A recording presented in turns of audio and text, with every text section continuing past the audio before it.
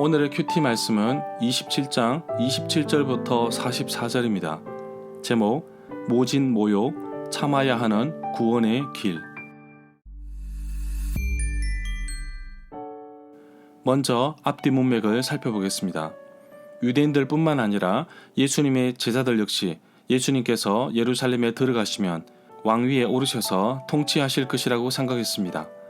예루살렘 입성 때 호산나라고 부른 이유가 궁금해집니다. 예수님의 제자들 역시 누가 크냐고 자리 다툼을 하였는데 바로 이러한 모습에서 볼 수 있듯이 유대인들과 예수님의 제자들 역시 예수님을 로마의 식민지로부터 독립할 마치 독립투사처럼 여겼던 것 같습니다. 하지만 예수님은 화려한 모습으로 왕위에 오르신 것이 아니라 강도들과 함께 십자가에 오르셨습니다. 이 모든 것이 나를 구원하기 위해 모진 고통과 아픔을 참으셔야 했던 것입니다. 종교 지도자들은 예수님을 죽이기 위해 많은 모의를 했습니다.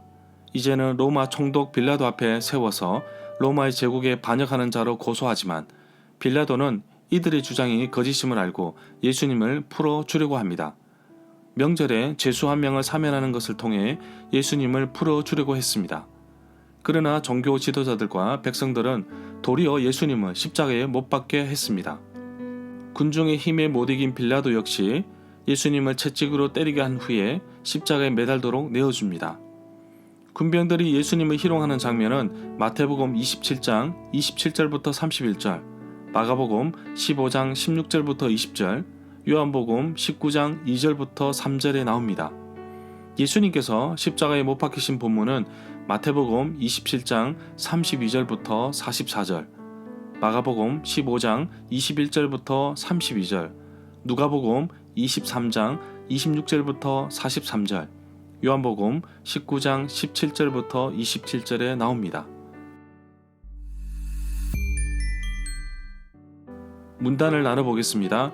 27절부터 31절은 군병들이 예수님을 희롱하다, 32절부터 44절은 십자가에 못 박히시다. 27절부터 29절에 보면 빌라도가 바라바를 사람들에게 풀어주고 예수님을 채찍질하고 십자가에 못 박히게 넘겨주었습니다. 이에 총독의 군인들이 예수님을 데리고 총독의 관저로 끌고 갔습니다. 군인들이 모인 곳은 브라이도리온이라는 뜰 안이었습니다. 예루살렘에 있는 로마 총독 빌라도의 집무처를 말합니다. 군인들은 예수님의 옷을 벗기고 홍포 붉은 옷을 입혔습니다. 군인들이 입힌 홍포 자색 옷은 붉은색의 군인 겉옷의 하나였을 것으로 보고 있습니다. 또 가시로 엮어 만든 왕관을 머리에 씌우고 오른손에 갈대 지팡이를 들게 하였습니다. 그 앞에서 무릎을 꿇고 조롱하며 말하기를 유대인의 왕이여 평안할지어다 라고 하였습니다. 갈대는 통치권을 상징하는 일종의 지휘봉으로 여기며 예수님을 조롱하였습니다. 32절부터 33절에 보면 군인들이 예수님을 끌고 나가다가 시골에서 오던 구레네 출신 시몬을 만났습니다. 군인들은 시몬에게 예수님의 십자가를 억지로 강제로 지워하게 하였습니다. 누가복음에 보면 골고다에 이르는 동안 따르는 사람들에게 나를 위해 울지 말고 너희 자신과 자녀들을 위해 울라고 당부하신 말씀도 있습니다. 골고다에 도착하였습니다. 이곳은 해골의 곳이라고 불립니다. 이곳이 사람의 해골처럼 보이는 언덕이 있었기 때문에 그렇게 불렸던 것 같습니다. 34절에 보면 군인들이 예수님께 쓸개즙이 섞인 포도주를 주어 마시게 하였지만 예수님은 맛을 보시고 마시지 않았습니다. 34절과 48절 이 부분은 시편 69편 21절의 말씀을 연상케 합니다. 그들이 쓸개를 나의 음식물로 주되 목마를 때에 초를 마시게 하였사오니, 쓸개는 통증을 줄이기 위한 일종의 마취제 같은 역할을 하였다고 합니다. 예수님은 십자가상에 있을 때 사람들이 모래에 탄 포도주를 주었으나 받지 않으셨다고 기록하고 있습니다. 35절부터 38절에 보면 군인들은 예수님을 못 박은 후에 예수님의 옷을 제비 뽑아서 나누었습니다.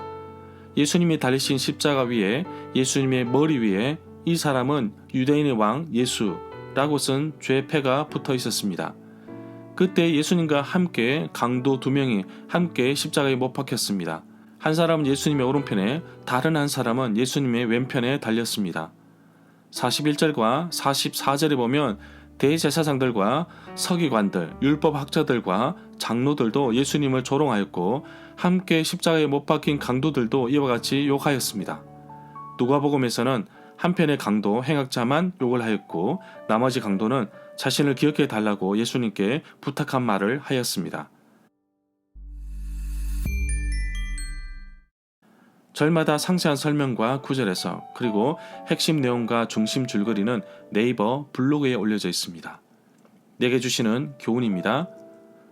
27절부터 31절에서 군인들로부터 받은 조롱은 이루 말로 표현할 수가 없습니다.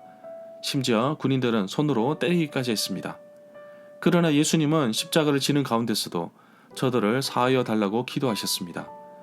능력이 많으신 분이시지만 그리고 죄가 없으신 분이시지만 나를 구원하시기 위해 그 모진 모욕을 참으셨던 것입니다.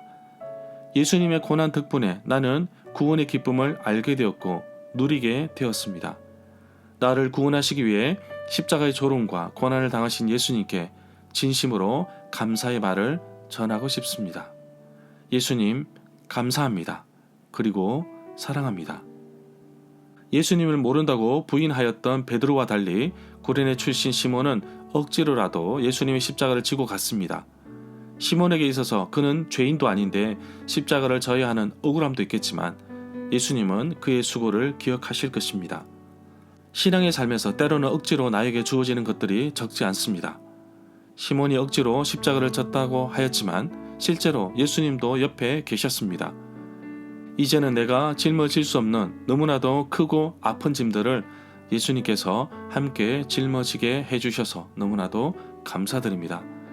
이제 저에게 주어진 십자가를 외면하지 않게 기쁨으로 순종하는 마음으로 받아들이겠습니다. 지나가는 사람들과 대제사장과 서기관들과 장로들도 동일하게 예수님을 희롱하였습니다. 그들의 말에 예수님은 당장이라도 증명할 수 있었지만 끝까지 십자가에서 내려오지 않으셨습니다. 예수님의 무능력함이 나를 향한 구원의 시작이 되었고 예수님이 당하신 억울함과 모욕이 나에게는 구원이라는 기쁨으로 되어 돌아왔습니다. 예수님 때문에 복음을 전하는 것 때문에 내가 때로는 조롱을 당하고 억울함과 손해를 볼 수도 있습니다. 그러나 예수님께서 당하신 고난과 조롱과는 비교조차 되지 않습니다. 전도 실천을 할 때에 때로는 부끄럽기도 하고 남들이 비웃기도 하지만 이것이 내게는 기쁨이요 즐거움인 것을 고백합니다. 그런 이유는 이 복음에 능력이 있으며 내가 살아가는 이유가 여기 있음을 기억하기 때문입니다. 오늘도 복음의 능력을 믿으며 살아가는 하루가 되기를 간절히 소망합니다.